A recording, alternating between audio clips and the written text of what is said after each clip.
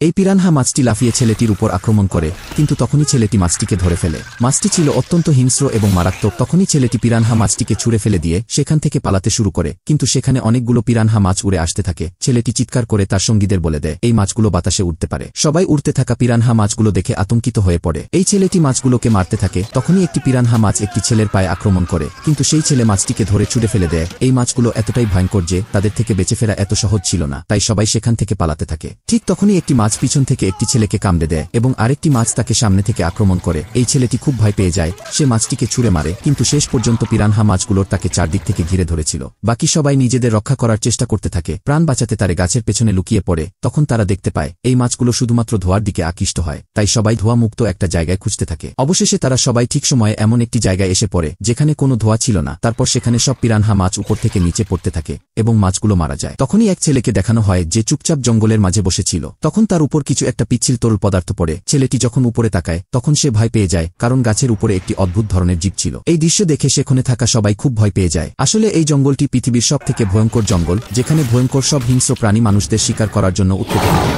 পরবর্তী পার্ট দেখতে চ্যানেলটি সাবস্ক্রাইব করুন।